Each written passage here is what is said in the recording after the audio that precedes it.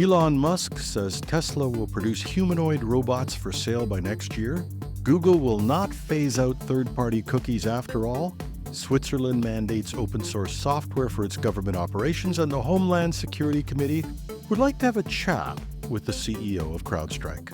All this and more on your Never Say There Are No Stupid Questions edition of Hashtag Trending. I'm your host, Jim Love.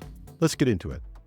Elon Musk has announced that Tesla will begin producing and using humanoid robots as soon as next year. In a post on his social media platform X, Musk stated, Tesla will have genuinely useful humanoid robots in low production for Tesla internal use next year and hopefully high production for other companies in 2026. Now, this timeline represents a slight delay from Musk's previous prediction that the robot named Optimus would be ready for use in Tesla factories by the end of this year. The company aims to create an autonomous humanoid robot to perform unsafe, repetitive, or boring tasks with a targeted price point of less than $20,000 per unit. However, industry analysts remain a little cautious. Tech analyst John Smith notes, while Musk's vision is ambitious, his track record with timelines is mixed. We've seen delays with self-driving taxis and robo-taxi unveiling, so it's wise to approach these predictions with measured expectations. And Tesla isn't alone in this pursuit. Other tech giants like Honda and Boston Dynamics are also developing humanoid robots, signaling a potential shift in the industry towards a more advanced automation. This announcement comes at a time when Tesla is facing slowing demand for electric vehicles, suggesting a strategic pivot towards AI, autonomous driving, and robotics.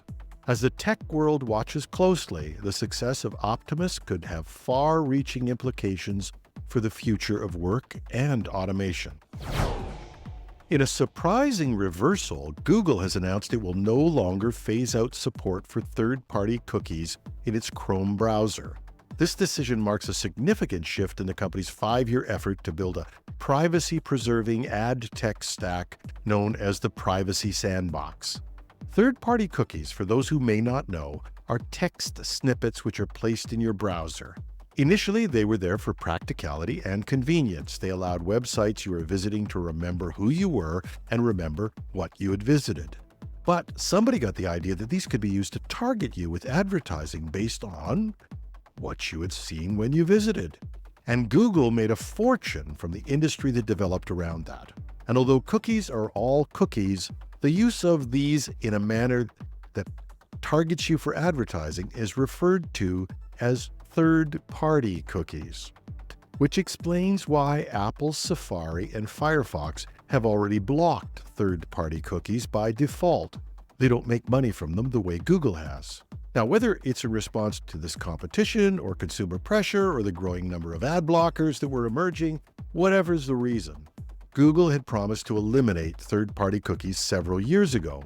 But every time Google came up with a replacement for these cookies, it was, surprise, surprise, regarded as worse than the original, and often the criticism was that it gave Google an even bigger control of the advertising market. In response to that criticism, Google appears to not exactly have given up, but this time, its solution will allow users to choose it. They call it the Privacy Sandbox. A lot of others are calling it the way that Google can maintain control of the market.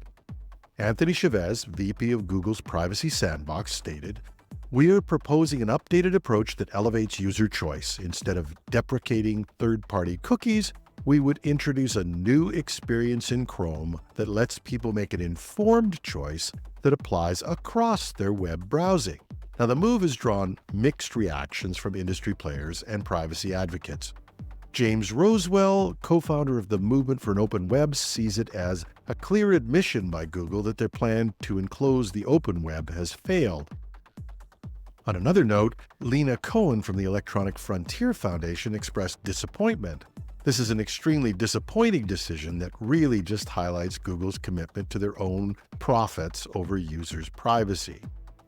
But a lot of this will come out as the UK's Competition and Markets Authority, which had been investigating Google's Privacy Sandbox, has invited comments on this new approach by August 12th. As the debate continues, Chrome users are left to navigate between Google's Privacy Sandbox and the traditional world of third-party cookies. Neither of them apparently what users really want. But, and I'm sorry I have to say it, but I do. That's the way the cookie crumbles. Switzerland has taken a bold step in government transparency with a new federal law on the use of electronic means for the fulfillment of government tasks, or the frighteningly shortened MBAG. This law mandates that public sector bodies must disclose the source code of software developed by or for them unless they're prevented by third-party rights or security concerns. Professor Dr. Matthias Sturmer, a key advocate for this change, explains, Switzerland's new public money, public code law is a great opportunity for government, the IT industry, and society. All stakeholders benefit from this new regulation. The law aims to reduce dependency on proprietary software, enhance digital transparency, and at the same time promote innovation. It allows public bodies to offer additional services related to the software as long as they align with public tasks and are priced to cover costs. Switzerland's not the first European government to mandate open source software. We covered a story a while ago about a German state that was moving 30,000 government PCs from Windows to Linux. They were also switching from Microsoft Office to open source LibreOffice, and they were adopting a host of other open source alternatives. They even announced they were looking towards an open source alternative to Microsoft Active Directory. We haven't checked back on this story to see how successful they've been, but I just made a note. But now Switzerland is getting on board, and while the journey to this legislation faced initial resistance, persistent advocacy led to its passage.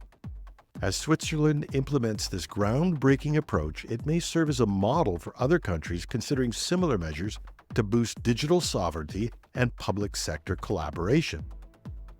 Don't short your Microsoft stock just yet. Microsoft and all other closed-source software firms, including Europe's SAP and others, are bound to come back with a competitive response. I'm sure they were expecting the call. CEO George Kurtz has been summoned to testify before the U.S. House Committee on Homeland Security. Committee Chairman Mark E. Green stated, "We cannot ignore the magnitude of this incident, which some have claimed is the largest IT outage in history. The full impact of the outages are still being assessed, with disruptions reported in airports, financial services, and even things like emergency call centers and surgical procedures." While relieved that it wasn't a cyber attack, the committee warned about the national security risks of network dependency. They emphasized that hostile nations are closely watching the U.S.'s response. CrowdStrike CEO Kurtz has committed to full transparency, stating on social media, "You have my commitment to provide full transparency on how this occurred and the steps we're taking to prevent anything like this from ever happening again." CrowdStrike held a 15% market share in endpoint protection last year. It was a big part of the market, and it's taken a big hit on its stock, but we still haven't heard of serious customer defections, although it just may be too early for that. But certainly, future sales will take a hit of some sort, even though the full impact of that will take some time to assess. Let's put it this way. The old adage that any publicity is good publicity doesn't work if you're a security vendor. And that's our show for today. You can find the show notes at our news site, technewsday.com or .ca. Take your pick. Hashtag Trending is on summer hours, but we will have a Thursday show, and our weekend edition will be released probably early on Friday. Thanks for listening. I'm your host, Jim Love. Have a wonderful Wednesday.